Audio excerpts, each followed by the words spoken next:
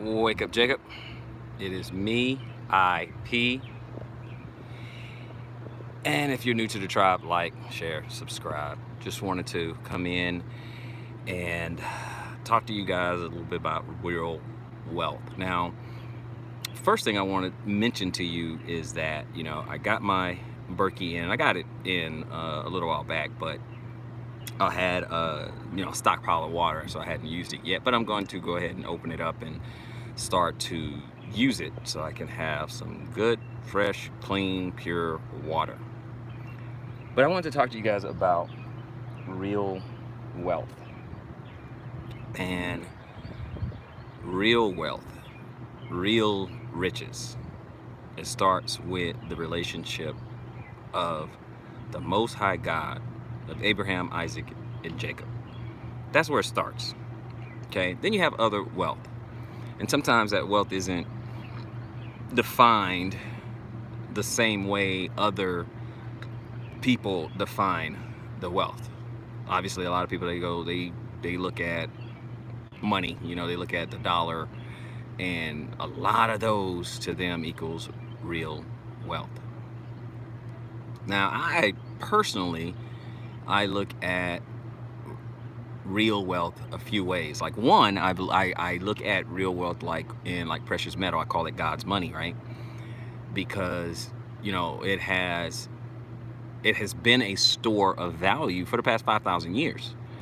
It goes way back in history, and look at it. We're still 5,000 years later. We're still talking about precious metals. And then you look in the Bible, and you're talking about different stones and stuff. You look in Revelation, and they're talking about different stones and sardis and sapphires and all that stuff, rubies, and they're talking about gold and silver shekels and all that. So we know it's a transfer of wealth. That's God's money. But we have to look at other things that we call assets, right? For example,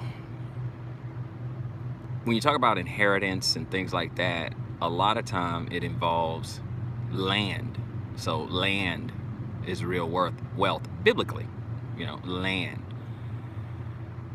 Food is real wealth. And water is real wealth.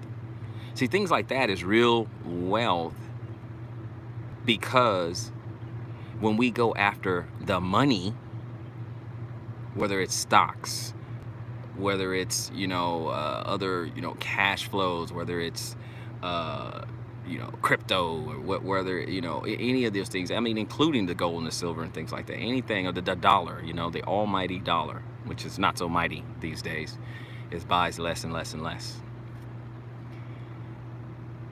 We go after the real wealth. What do you do with the money?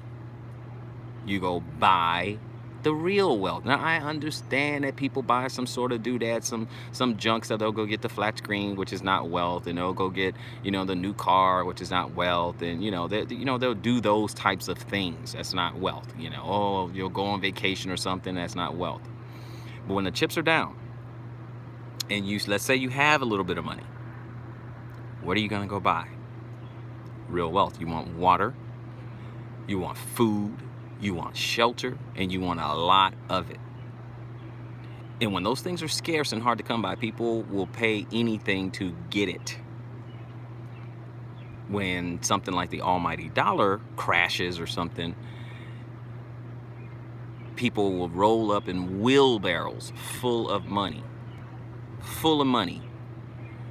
just to get the essentials: food, water, shelter.